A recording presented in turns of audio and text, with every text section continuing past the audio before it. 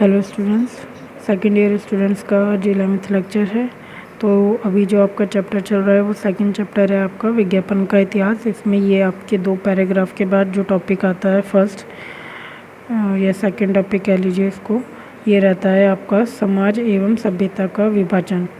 तो समाज मीन्स आपका मतलब समाज का होता है कि एक से अधिक लोगों से के समुदायों से मिलकर बने एक समूह को समाज कहते हैं। ठीक है, जिससे एक से ज़्यादा लोग रहते हैं, जिसमें एक जो समुदाय होता है उसको मिलकर जो समुदायों से मिलकर जो बनता है उसे समाज कहते हैं। ठीक है, एवं सभ्यता का मतलब आप थोड़ा समझते ही होंगे, जैसे कि जो हमारा कल्चर होता है एक तरीके से, उसके थ्रू जो हमें हमारे आचार विचार बनते हैं।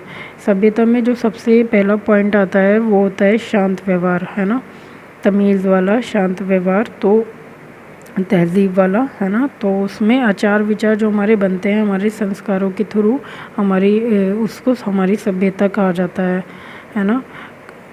इसमें आप कास्ट भी ऐड कर सकते हैं कि सभ्यता में कास्ट भी आ जाती है, क्योंकि कास्ट के थ्रू ही सबके अलग अलग संस्कार होते हैं, अलग अलग नियम कायदे होते हैं, जीवन को व्यतीत करने का अलग अलग ढंग होता है। तो उस तरीके से ही हमारे आचार विचार हमारे संस्कारों के थ्रू बनते हैं, है ना। तो विभाजन मीन्स बांटना। तो ये बोल रहे हैं कि समाज एवं सभ्यता का विभाजन। ठीक है, तो इसको आगे पढ़ लेते हैं। समाज एवं सभ्यता का विभाजन कई वर्गों एवं समुदायों में से हुआ, फिर लोगों ने भिन्न भिन्न व्यवसाय अपनाए। मीन्स कई वर्गों मतलब देखिए यहाँ पे आ गया है कैटेगरीज, है ना, मतलब कि कास्ट जो होती है अलग अलग वर्ग की होती हैं, मतलब अलग अलग कास्ट होती हैं। एवं संप्रदायों यहाँ पे किसको कह रहे हैं, परंपरा से चला आ रहा, मतलब कि जो एक परंपरा होती है उसे कह सकते हैं, क्योंकि जो एक शुरू से परंपरा होती है जो हर साल या हर पीढ़ी में चला आता है। मतलब उसको अगर फर्स्ट जनरेशन परिवार की फर्स्ट पीढ़ी ने किया है तो उसको सेकंड पीढ़ी भी करती है, फिर थर्ड फोर्थ, जैसे परिवार आगे आगे बढ़ते हैं तो हर पीढ़ी में वो चीज़ रिपीट की जाती है, तो उसको कहते हैं एक परंपरा, है ना। वो आपके नियम कायदे सब कुछ हो सकता है उसके अंदर, आपके संस्कार ऑल ओवर, आपके कार्य, आपका व्यापार, सब कुछ उसके अंदर आ सकता है ना। तो ये हो गया परंपरा से चला आ रहा आया हुआ सिद्धांत या मत, यानी कि प्रथा या रीति। प्रथा या रीति, सिंपल शब्दों में हम इसको कह सकते हैं प्रथा या रीति, है ना, जो कि स्टेप बाय स्टेप चलती है। ठीक है, तो इसमें है कि कई वर्गों एवं संप्रदायों, मतलब कि कैटेगरीज, एवं संप्रदायों मतलब प्रथा या रीतियों में हुआ, फिर लोगों ने, मतलब कि विभाजन हुआ समाज के अंदर, जो समाज और सभ्यता में जो विभाजन हुआ वो कई वर्गों में और संप्रदायों में हुआ। फिर लोगों ने भिन्न भिन्न व्यवसाय अपनाए। भिन्न भिन्न व्यवसाय मतलब अलग अलग व्यापार अपनाए। तो ये बात ये लोग क्यों कह रहे हैं इस चीज़ के लिए, क्योंकि पहले क्या था कि सब लोग एकजुट होकर रहते थे, तो जब बाद में ये सब बंटने लगा तो लोगों ने अपना अपना व्यापार अलग अलग अपना लिया, है ना। तो आगे है, उस समय वर्ग व्यवस्था को 4 भागों में विभाजित किया गया था। देखिए ये यहाँ पे आपको डिटेल में बता रहे हैं कि वर्ग व्यवस्था यानी कि कैटेगरीज को 4 भागों में विभाजित किया गया था उस समय में। वो क्या थी आपकी 4 कैटेगरी, वो थी फर्स्ट हो गई आपकी ब्राह्मण, सेकंड हो गई आपकी क्षत्रिय, थर्ड हो गई आपकी वैश्य, और फोर्थ हो गई आपकी शूद्र। ठीक है, शूद्र जो होते हैं मतलब इनके बारे में आप डिटेल में अपनी नेट पे भी पढ़ सकते हैं। वैसे तो ये आपकी कास्ट है, इसके बारे में डिटेल में आप वैसे भी जानते ही होंगे। तो इसको हम अभी आगे का अपना पैराग्राफ कंटिन्यू करेंगे, इसको स्किप करके। ठीक है, तो ये आपकी 4 कैटेगरीज हो गई जिन्हें हम वर्ग कह रहे हैं। ठीक है, तो प्रमुख रूप में विभाजित किया गया, मतलब कि ये जो मुख्य या प्रथम रूप में विभाजित किया गया, बांटा गया। ठीक है, ये हो गई वर्गों की बात। फिर आगे आता है, इन्हीं के अनुसार लोगों ने अपनी जीविका के रूप में विभिन्न व्यवसायों को अपनाते हुए कार्य प्रारंभ किया, जिससे उत्पादन वृद्धि हुई। इसी वृद्धि के कारण मनुष्य को ऐसी वस्तु अथवा प्रणाली की आवश्यकता महसूस हुई। तो ये जो आपका छोटा सा पैराग्राफ है, इसमें बस आपको ये जो शब्द हैं इनके मीनिंग समझने की ज़रूरत है। उसके बाद आपको ये पैराग्राफ थोड़ा सा समझ आ जाएगा कि इसमें क्या लिखा है। फिर आप उसको पूरी तरीके से अपनी खुद की लैंग्वेज में समझ सकते हैं, जो आपको खुद से इजी भाषा में समझ आता है, इजी शब्दों में। ठीक है, तो यहाँ पे जीविका का अर्थ रहता है जीवन का स्रोत। अब स्रोत का मीनिंग क्या होता है? जैसे कि अहंकार पाप का स्रोत है, मतलब कि अगर कोई अहंकार रखता है तो वो एक तरीके से पाप करता है, मतलब पाप का स्रोत हो गया अहंकार, है ना। तो इसी तरीके से जीवन का स्रोत क्या है? जीविका।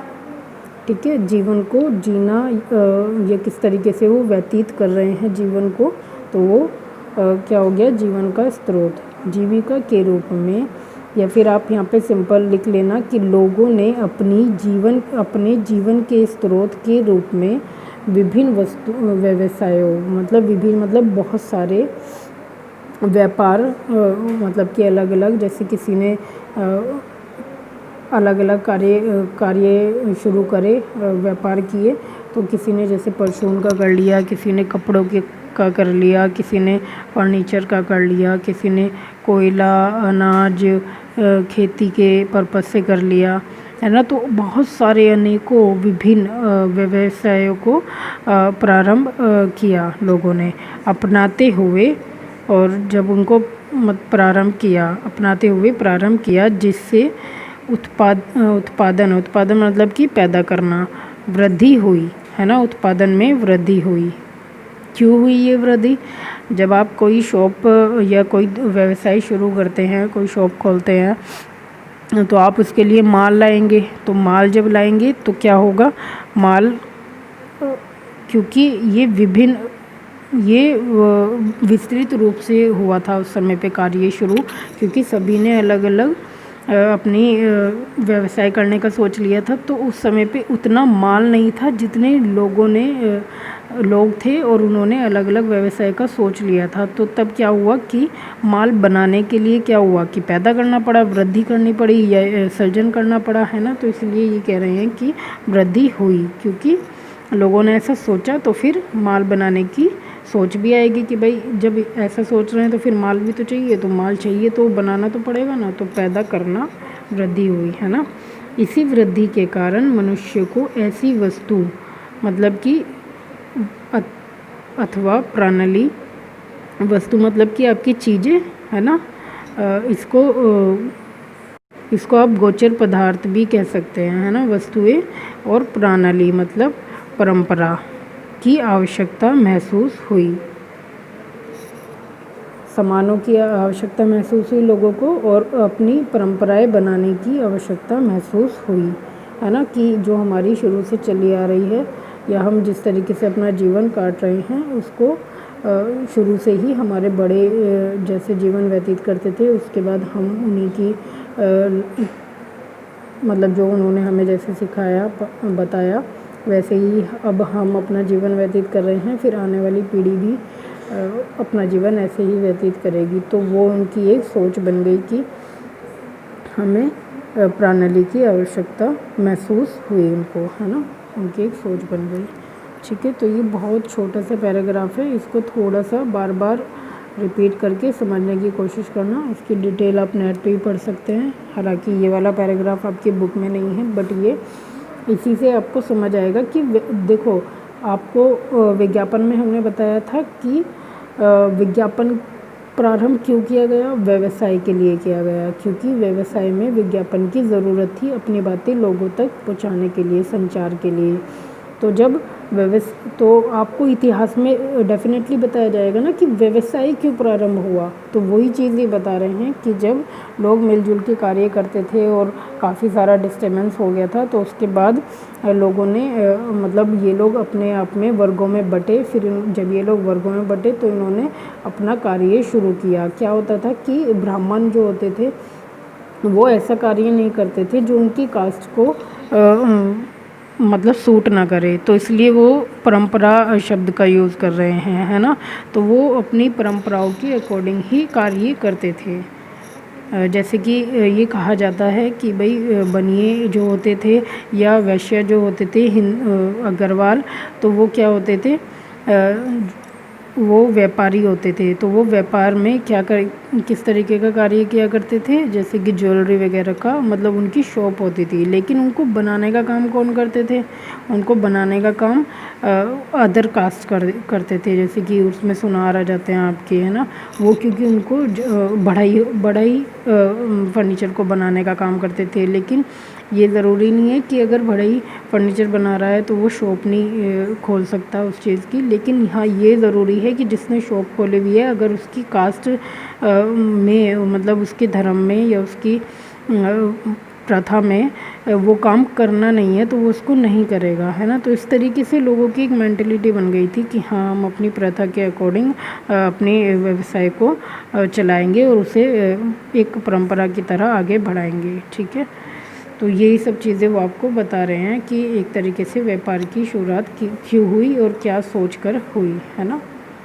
ठीक है स्टूडेंट्स, तो नेक्स्ट टॉपिक हम नेक्स्ट वीडियो में पढ़ेंगे। Okay, take care.